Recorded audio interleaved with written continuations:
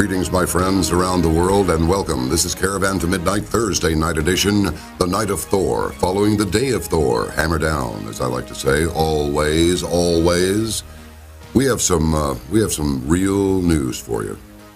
There's been an indictment, and Gary Hunt's going to come on and tell us about it. He's been active in really revealing government misdeeds for a long time. About 24 years worth, over 24 years.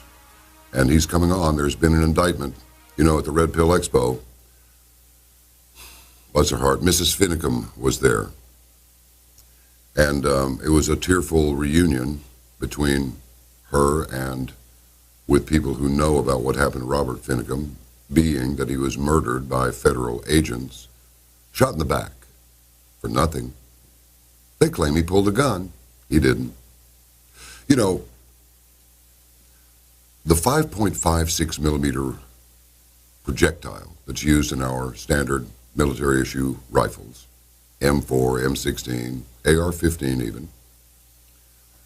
Now, some of those are 223, but more on that later. There's a slight difference, but a slight difference in the lead, L-E-A-D-E, of the 5.56 by 45 and the .223.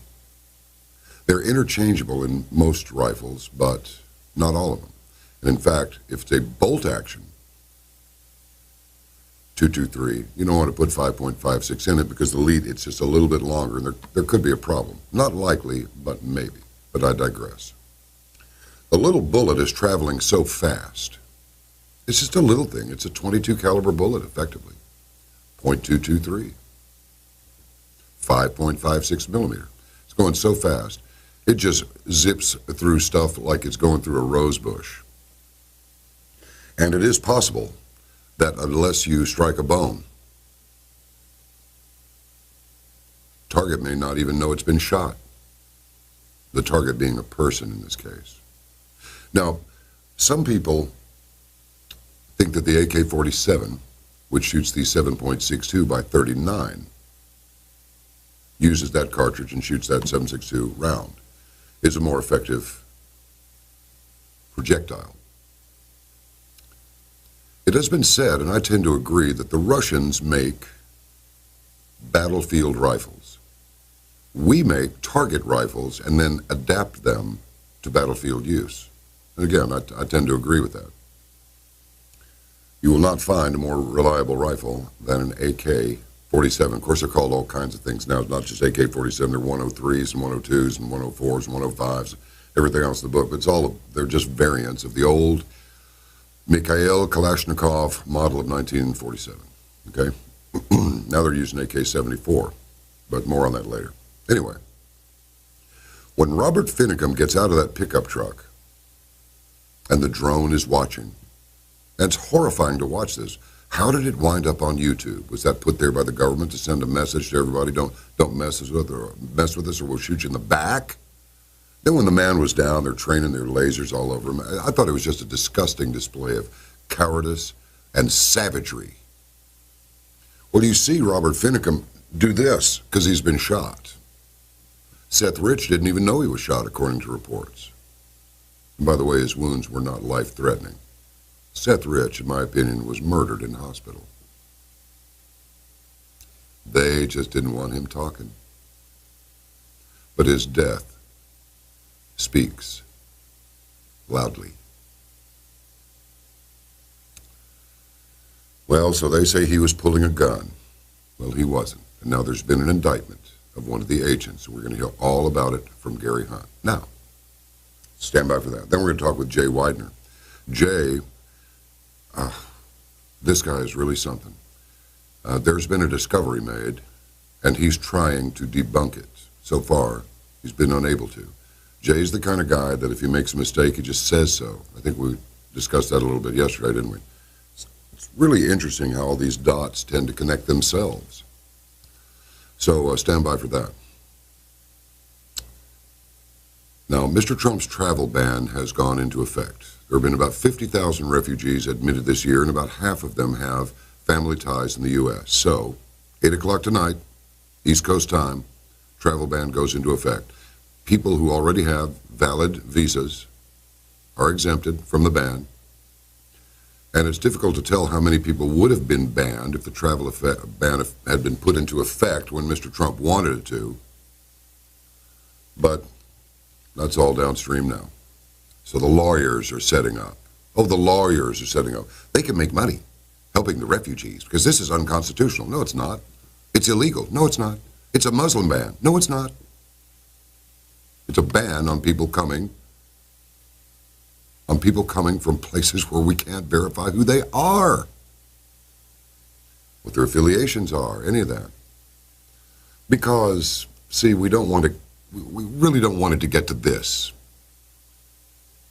dailymail.co.uk, an app has been launched in Paris, warning people if they are in a so-called no-go zone and giving live alerts of sexual assaults. Can you imagine such a thing? This is really happening, people. It makes me nuts. Dozens of people have already downloaded the no-go zone, which is available on Google Play. It currently has a rating of 4.3 out of 5.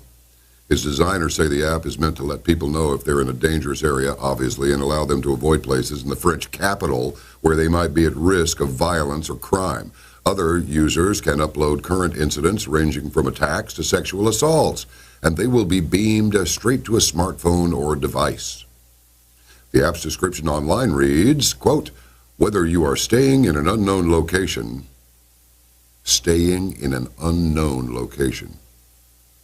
What, like a CIA holding cell or what? Never mind. Looking for a safe place to live. On your way to a specific location. Well, the no-go zone allows you to reduce any risk of aggression, theft, harassment, or incivility. This person, in French, of course, is giving the finger to passers-by at Montclair and Chéry. You're right. Users can also benefit from knowing how close they are to danger areas and what to be mindful of, such as the infamous pickpocket thieves around the Eiffel Tower. One Parisian reviewer said, given the current degradation, it is better to have this app, unfortunately. That's according to West Monster. I mean, really, how sad. Users can report live crimes so they can kind of talk to each other. It's good to have a social media platform where the destruction of your Western civilization can be shared with your friends and people who are yet to be friends or victims.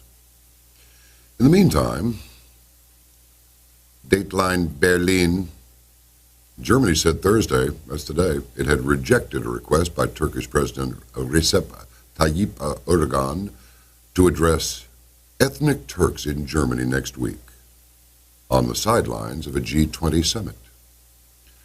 Berlin-Ankara relations have badly deteriorated amid disputes over Turkey's mass arrests of alleged state enemies since a failed coup last year and a host of other rights issues.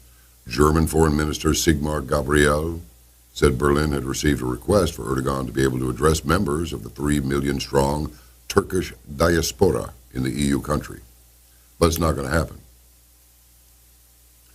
because he's declared himself the leader of the whole Muslim world.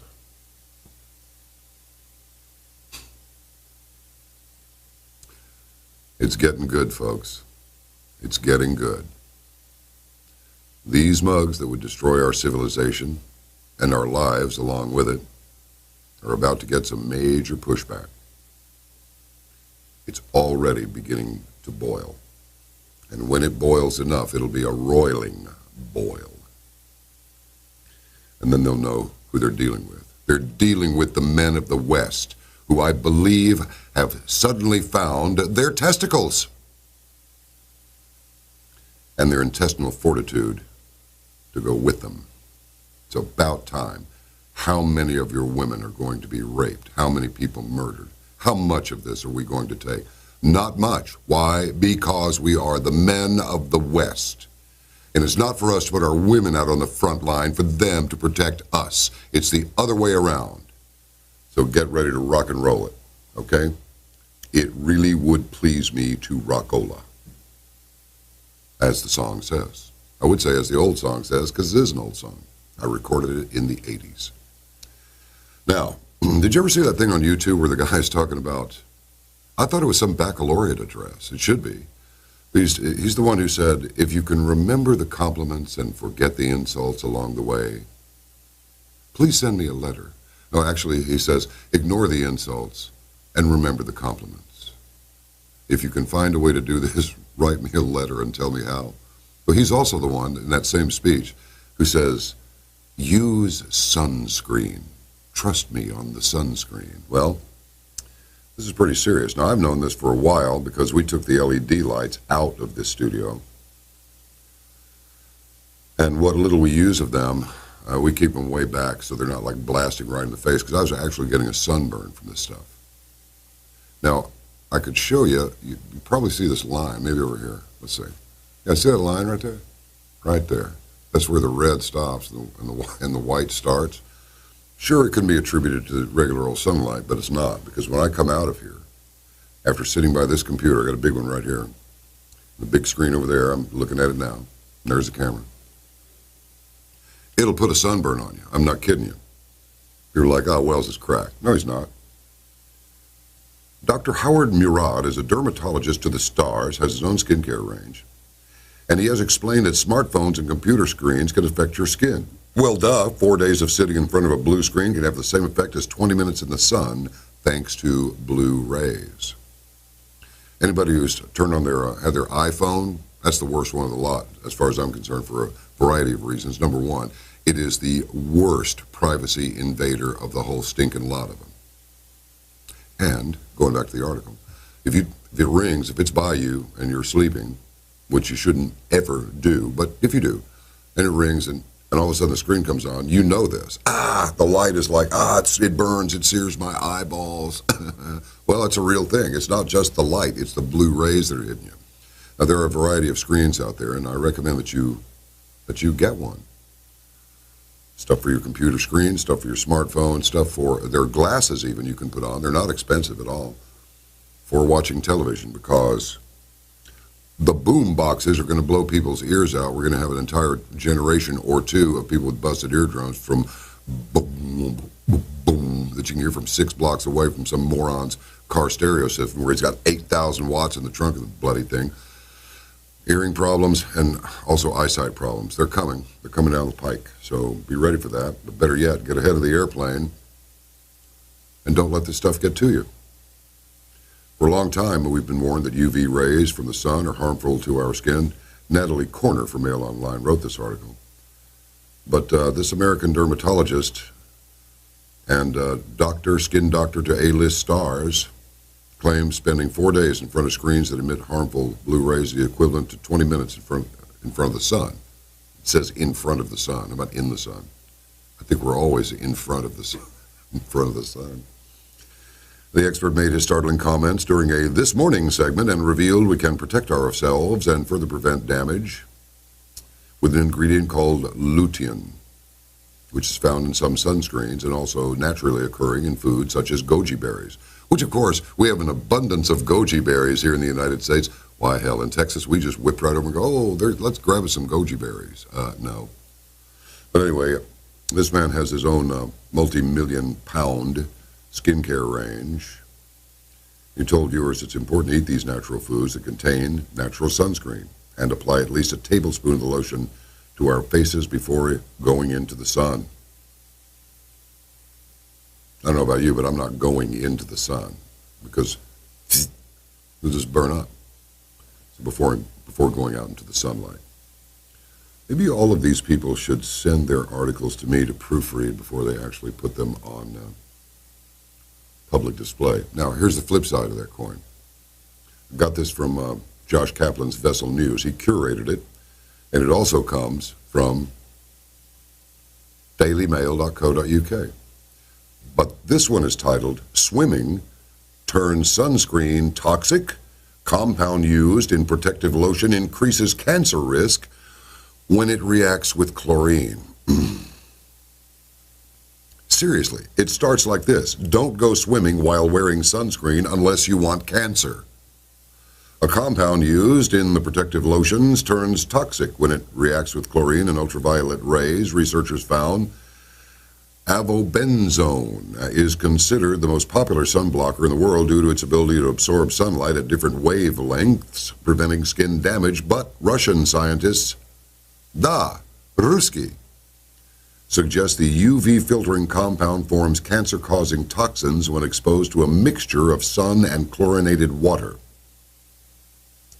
Aldehydes, phenols, and chlorinated acetylbenzenes were created in experiments simulating swimmers wearing sunscreen. The latter two are considered extremely toxic and are strongly linked to deadly tumors and infertility.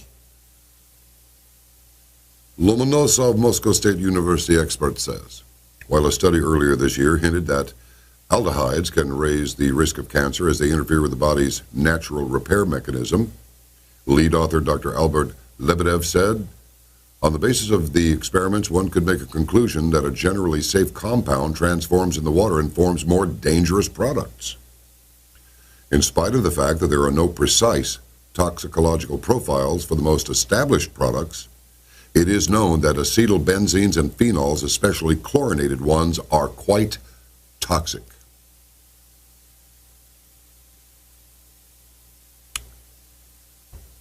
I mean, is there nothing we can do that won't kill us?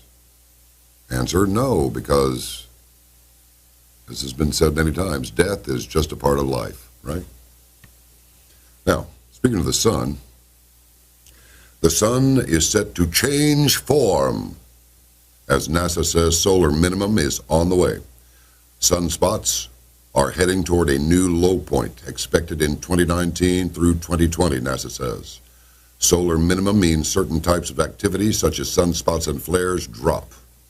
But it could cause coronal holes and enhance the effects of space weather. Sun's heading into a period known as a solar minimum, during which activity at the surface will change form.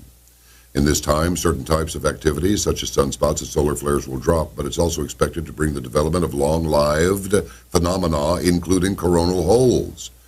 According to NASA, solar minimum could also enhance the effects of space weather, potentially disrupting communications and navigation systems, and even causing space junk to, quote, hang around. The sun follows roughly an 11-year cycle. While sunspots were relatively high back in 2014, they're now headed toward a low point. It's a regular part of the sunspot cycle. The change, however, doesn't mean that activity ceases altogether. Instead, different types of events tend to take hold. For instance, during solar minimum, we can see the development of long-lived coronal holes. We see these holes throughout the solar cycle, but during the minimums, they can last for a long time, 6 months or more. These are areas in the sun's atmosphere where the magnetic field opens up, sending streams of solar particles into space. When the resulting solar wind hits Earth's electromagnetic field, it can cause space weather events, including geomagnetic storms, auroras, and disruptions to communications and even satellites. According to NASA, it can even affect the space debris floating around Earth. The drag experienced as objects circle the Earth helps to keep low Earth orbit clean. This is the result of heating by ultraviolet radiation from the sun. When solar minimum occurs, the upper atmosphere cools down, reducing the drag. And NASA explains this means junk is more likely to linger. This can pose an increased threat to astronauts traveling through space. So if you're planning on taking a space vacation, watch out. Don't get smacked with a piece of space junk when we go into the solar minimum. It also means it's going to get cold. Notice they studiously avoid telling you that this climate change, we can say that since global warming is a hoax. There's going to be climate change. Going back to that article by Charles Smith yesterday, you can't change math. Well, you can't change the sun's behavior either. And when your sunspot activity is low, you get great big massive coronal ejections, and you could go into a very, very serious cooling period. You know, back a few hundred years ago, the Thames River in England froze solid and stayed frozen for a very long time. So, there you are. Now, let's see. Murdoch wants to... Britain says Fox bid for Sky. Sky News risks giving Murdoch too much power. Yeah. The Pope is backing the Australian Cardinal in a fight against sex abuse charges. Yet they've paid out, I want to say it was $240 million. Payoffs. Keep people quiet. Death threats are being received after universal health care is shelved in California. This is just so pathetic. I mean, it really, really is. So now, because you won't give us our health care, so we want to kill you. This is the juvenile, or rather infantile, behavior of the moronic left. But I feel really good about stuff, because I got to tell you, they are falling in on themselves. Their whole stupid agenda is just collapsing. In the meantime, Wolf Blitzer gets out there and says, for President Trump to say that the media is an enemy of the people is really dangerous. Yeah, it's dangerous to your phony baloney job. I got an idea. Why don't you go back and review some of your own stories? You know, like the two morons that are standing there, one of them struggling to get his face mask on because he's afraid a Scud missile is going to come in and gas him, and the other guy's just standing there, and you can see if you watch it, they're on a blue screen or a green screen. Either one will work. We got a green screen behind us. What, do you think I'm sitting in front of the city? No. You think when you watch Fox News or any of them, they're all sitting in this very complicated set with all this color going on? You think that's really there? No, it's a green screen. It's like those idiots that said, busted Caravan to Midnight's using a green screen. It's like, you're busted. We found out beyond the shadow of any doubt, that you're a dumbass. You know who I'm talking about, don't you?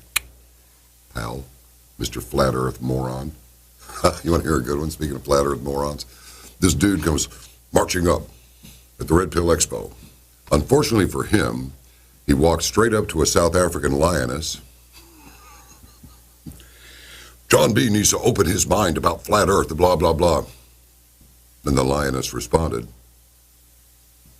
you know, you guys are so full of bleep. I suggest you take a long walk, and while you're there, take a long, hard bowel movement. You'll feel better, I promise. This vapor locked this individual instantly, and that was the end of his argument. The flat earth. What year is this? 2017? Yeah.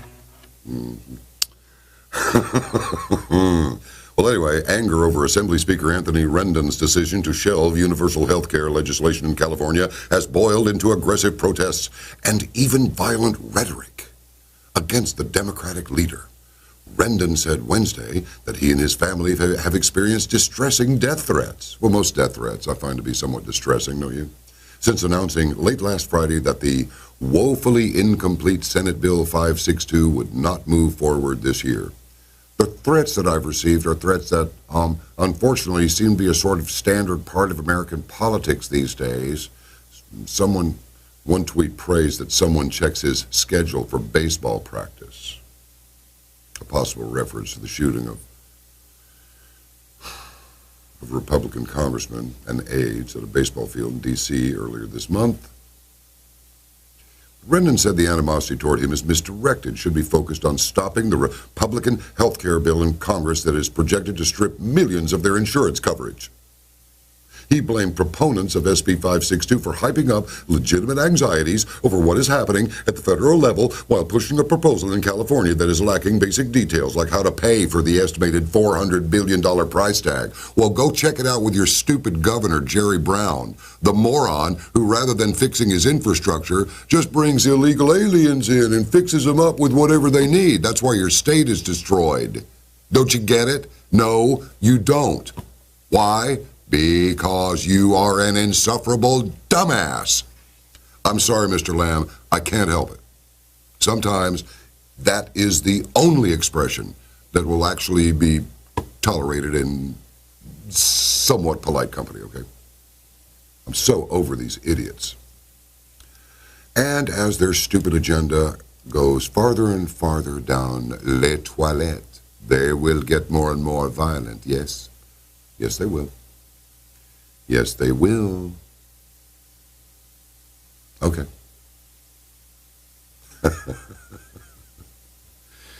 Somebody's put up a, this is something else. Photos inside an ISIS drone workshop in Iraq. And by the way, ISIS has been completely driven out of Iraq. The security forces have, what's the expression? Oh yeah, doubled down on those mugs and just whacked a whole bunch of them. So, but who knows if it's true? Who can verify such things? All right, look, it's all fun and games, and then somebody gets a BB in the eyeball or something, but we are winning. It's slow. Just remember, always remember. The battle doesn't get less fierce. It doesn't get easier as you move closer to your objective. It gets exponentially harder. And so it's going to get hard. It doesn't matter. We're tough enough. We can do it. We can save the republic. And it doesn't really matter what these people, these so-called elites, these globalists want. It doesn't matter. Never forget there are far more of us than them. And if they try and pull us into a massive war, like a World War III with Russia, just tell them no. We're going to make our war against you. We're not going against our brothers and sisters in Russia at all. We're coming for you. And when one of us falls or winds up having the same thing that happened to Robert Finnecom, happened to him or her, 1,000 others will rise to take that person's place. You people are finished. You're just so lost in your megalomania that you don't know it. Best thing for you to do is lighten up, relax your grip on the world, and start doing some things that you may not have to go to hell for, unlike the things you are doing now.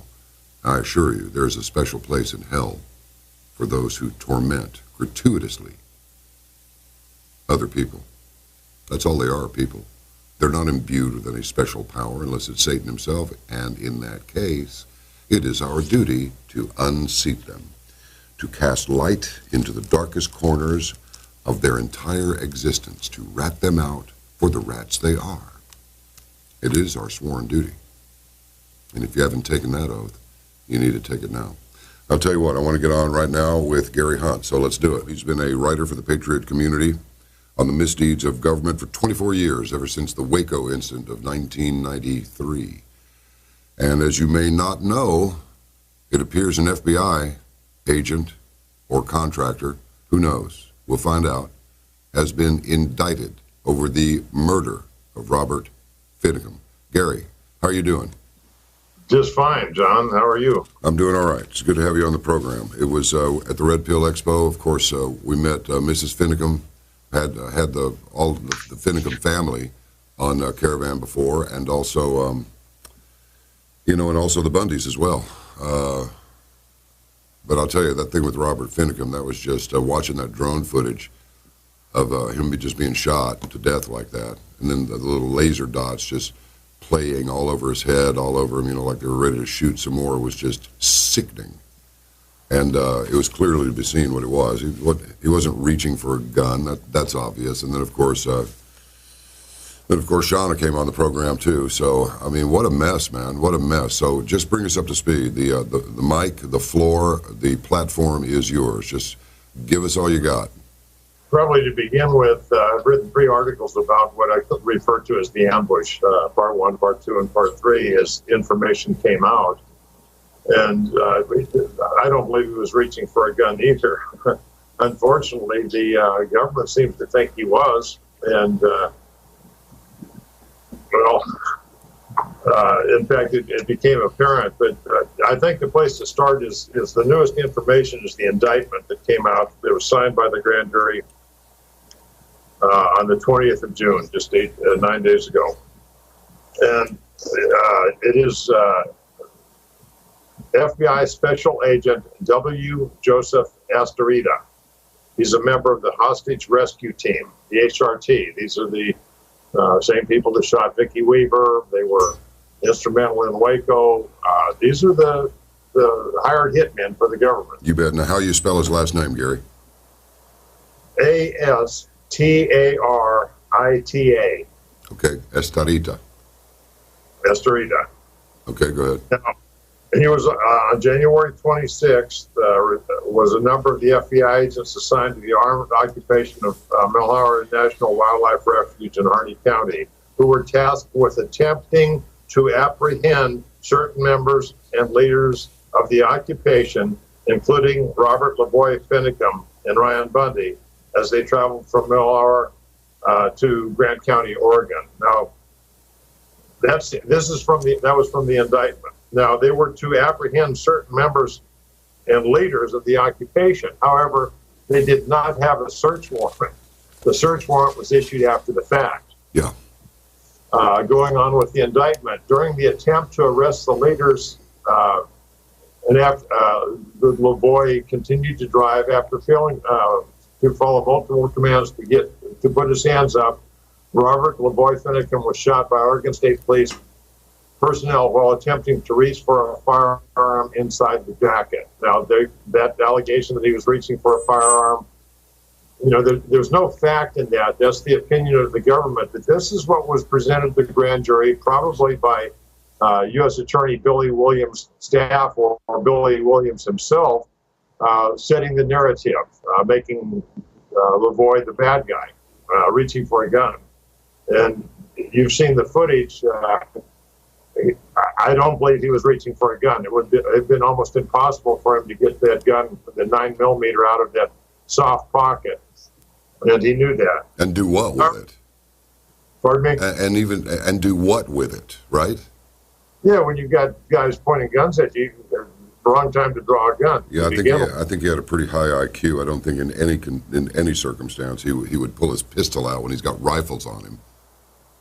But he's charged with Astarita is charged with 5 counts in the indictment. 3 of them are based on U.S. Code 18 U.S. Code 1001. And what he did in these instances, they're all identical. But apparently, on the 26th of January, supervisory special agents of the FBI interviewed the HRT team that was involved at the scene where the shooting occurred. And they identified them only by initials. But he told Supervisory Special Agent BM that he did not fire his weapon. And then on the same date, he told Supervisory Special Agent IM that he did not fire his weapon. And then same date, he told and on February 6th, on a follow-up, he told Special Agent TS that he did not fire his weapon.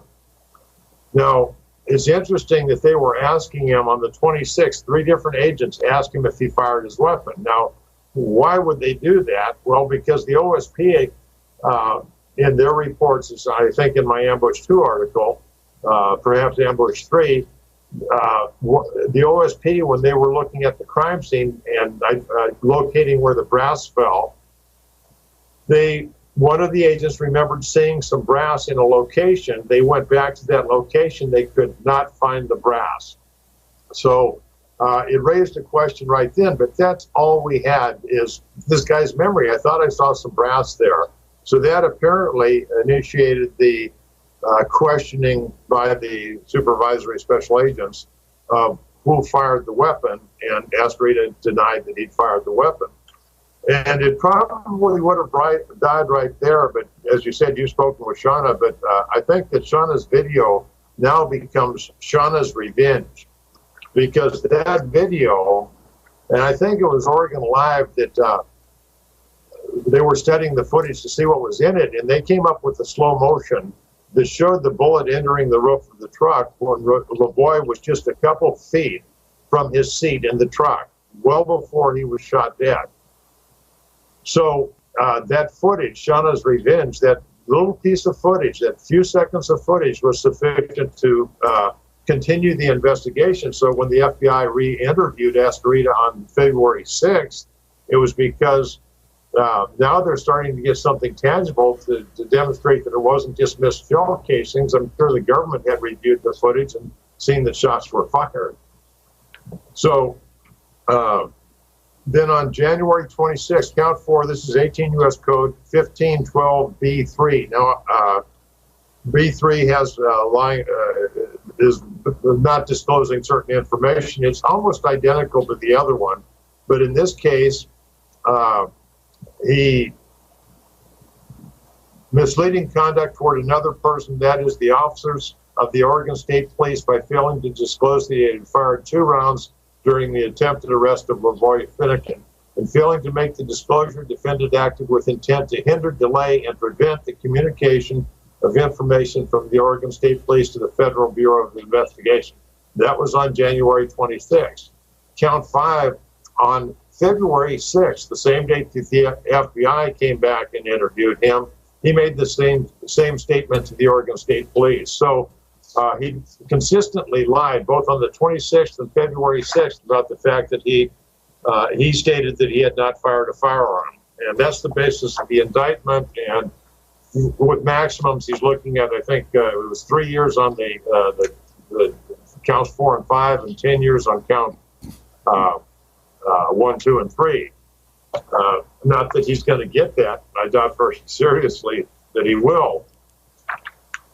But this kind of leads us to the subsequent press conference that was held yesterday. It was presented by Billy Williams, the United States Attorney for the Oregon District. And I made some notes on what was said there. And now, again, these are the people that would have gone to the grand jury to present the argument to get the indictment. So he said that he fled a traffic stop. Now, a traffic stop, broken taillight even, something obscure. And, you know, we see this on YouTube videos, but you got to have a reason for the stop. You're supposed to have a reason.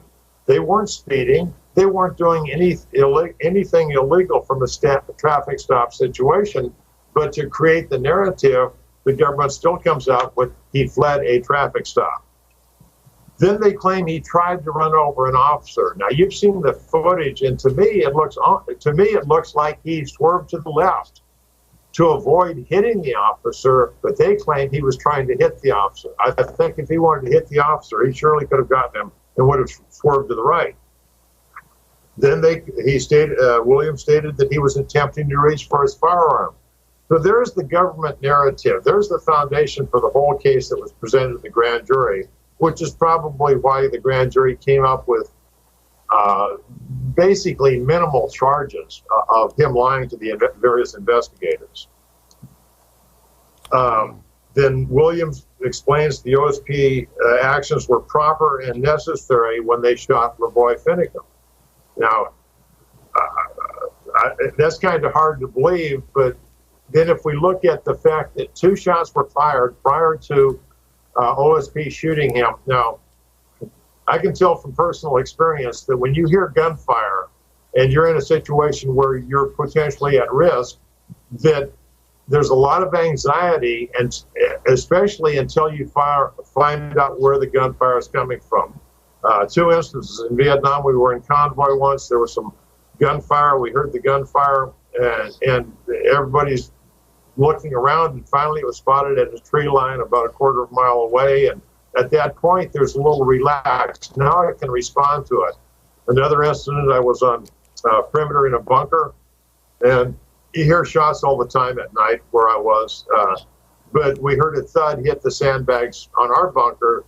There were a number of shots, and so the excitement, the anxiety level goes up until then we saw flashes at a distance, and then we turned the 60 over that way and fired. Probably didn't hit anything, but the relief comes when you know where the shots are coming from. So in this case, we've got the only officer that's facing towards the road is the one that had the taser.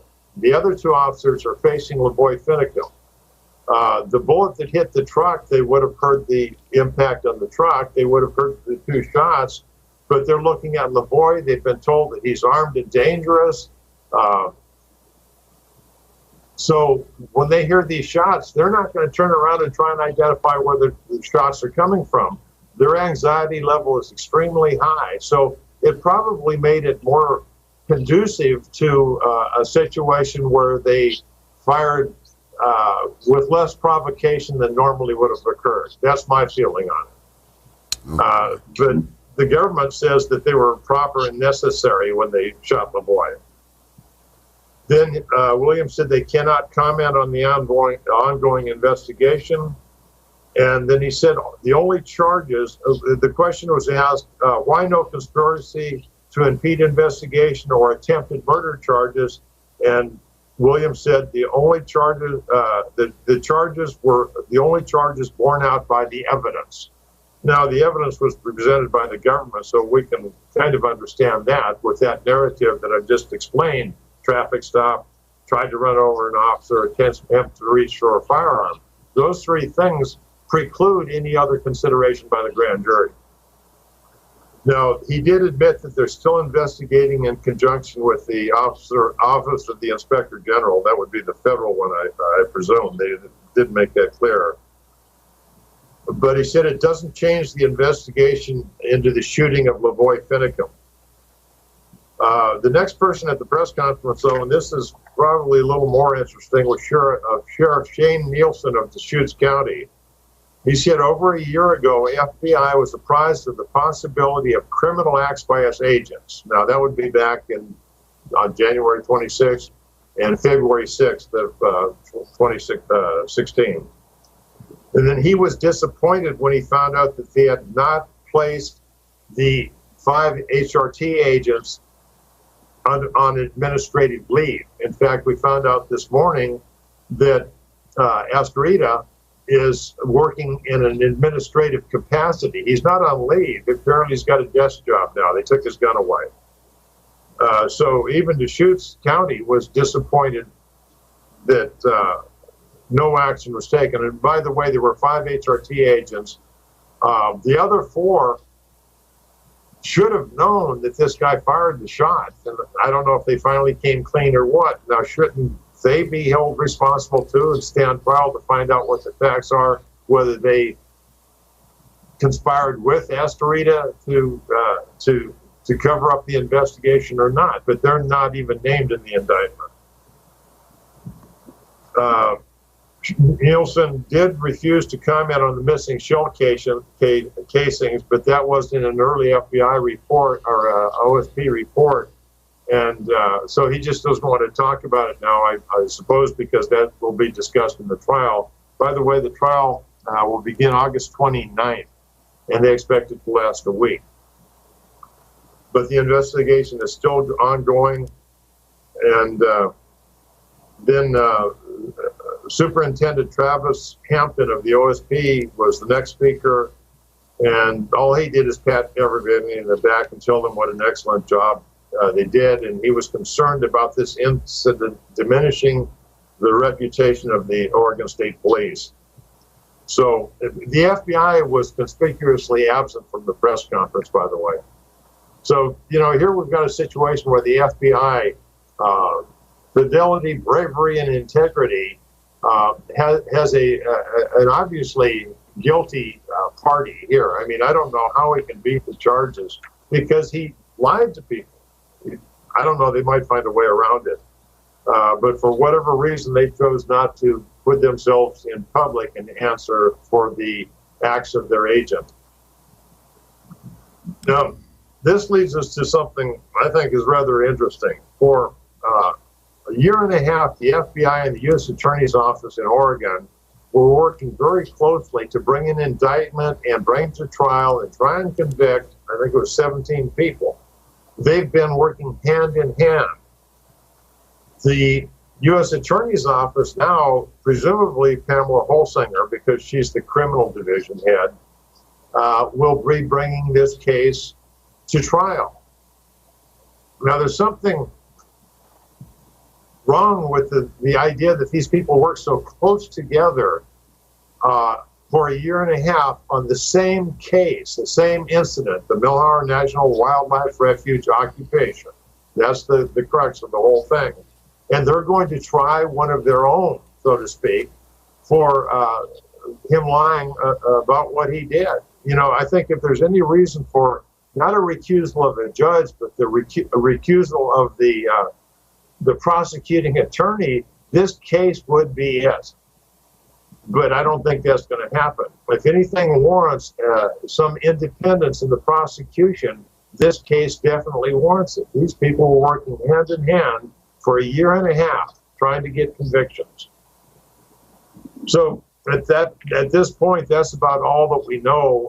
Apparently, my team was out looking for information on Astorita, and apparently they've, when the indictment came out, they started cleansing any reference to him. No Facebook, no personal information available on W. Joseph Astorita.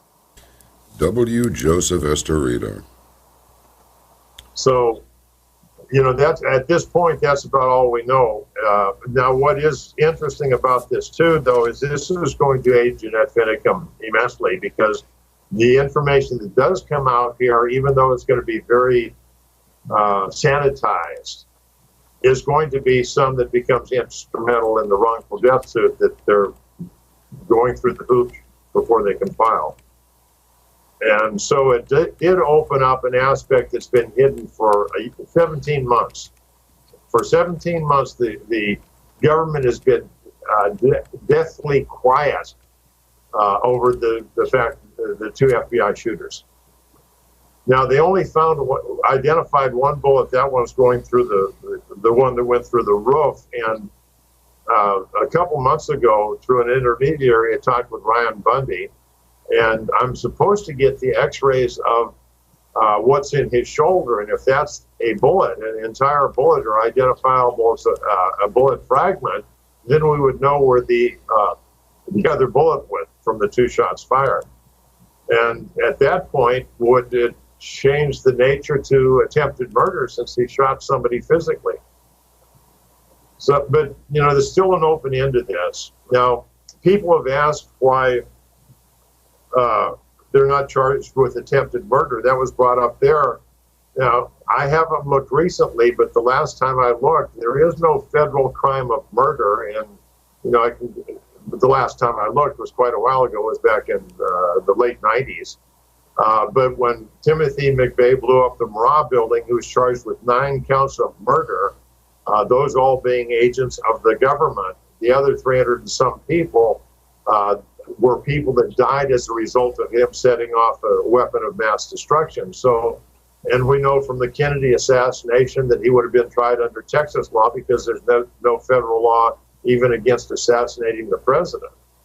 So if there are no federal murder charges, that is left to the jurisdiction, the proper jurisdiction where any effort applies. But considering the amount of snowflakes that fall in Oregon, being polite about it, I doubt that Oregon would ever attempt to grand jury to indict Astorita for attempted murder, even if there is a bullet in Ryan Bundy's shoulder. So this is probably, to an extent, the end of it, with the sole exception of the benefit it will probably play in the wrongful death suit. All right, now let's just restate something here. This indictment came about in the broad strokes. Who arranged for the indictment? When was the grand jury convened, and all of that? Well, apparently the grand jury was convened. According to what Williams said, the grand jury had been was in existence for 18 months, but they are not now. When this was given to them wasn't quite clear.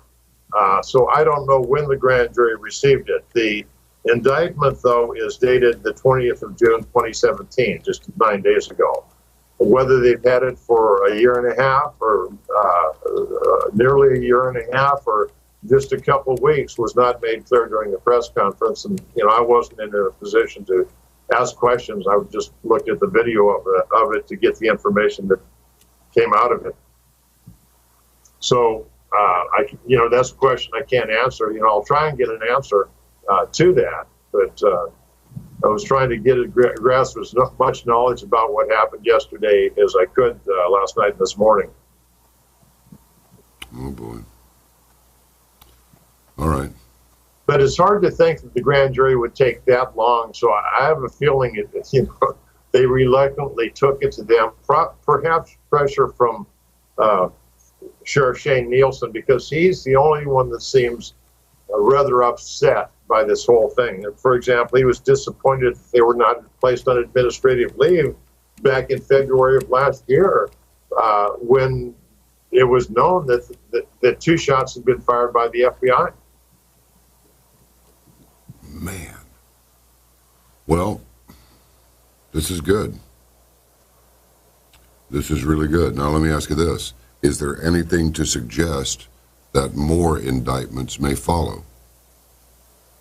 I think it was implied that even though there's ongoing investigations, that the actions of the OSP were proper, and that was that statement,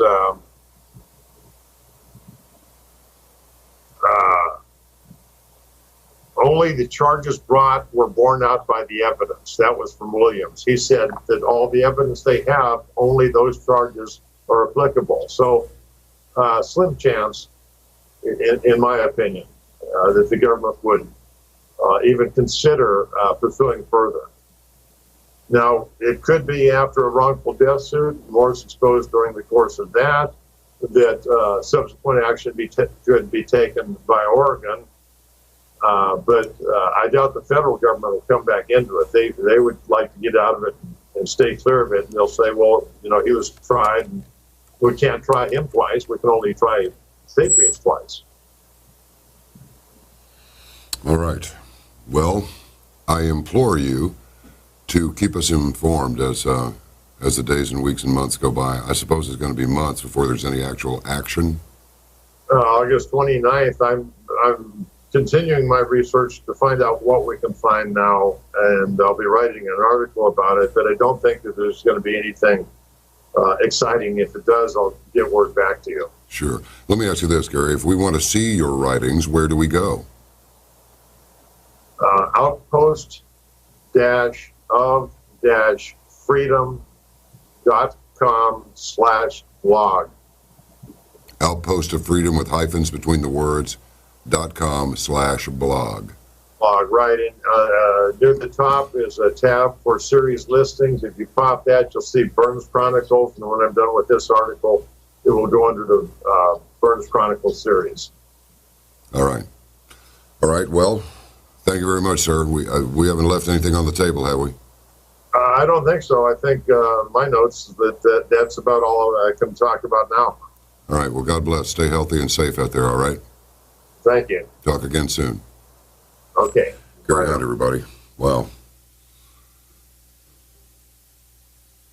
Isn't the story of our history, oh, my little brothers and sisters, these little selves fighting these big machines? Yes. It's exactly what Alex DeLarge, the bad boy, who eventually turned good, but you won't find that in the American version of A Clockwork Orange. Yes, the story of our history. Little selves fighting these big machines. And they win. More often than you think. Take heart, justice will be done. And then after that, the mercy part will be left up to the Lord. All right, let's have a beautiful musical interlude after I tell you that Caravan to Midnight is entirely member-supported. There are lots of you all around the world. It's no exaggeration. And the effects of what's presented on the program, transmitted to our viewers and listeners, and the actions that they take in awakening people to what is really going on, that there is hope, and more to the point, faith. These effects are being felt around the world. Always remember, causes are smaller than their effects.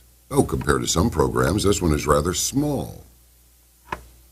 I'm talking to you, CNN. I'm talking to you, other members of Ministry of Smoke and Mirrors.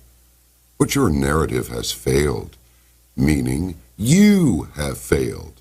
Your scandalously high salaries have not prevented your failure. And if you even knew what shame was, you'd be ashamed of yourselves, but you don't. So you just trot out there and bring your nonsense with you, hoping, not praying, but hoping that somebody buys your malarkey. You dare not pray, because you'd be praying for a lie to be believed. So I'd say you've painted yourselves into a corner. Caravanners make this program possible. We could not do it without them. We do not have any sponsors to tell us what to do. We are not part of mainstream media, and we are here as a service to all of us. To all of us. And if we were of no service, then there would be no caravanners. There would be no support. But there is great support. Why don't you consider joining us? Not as a subscriber, as a member of the Caravan family.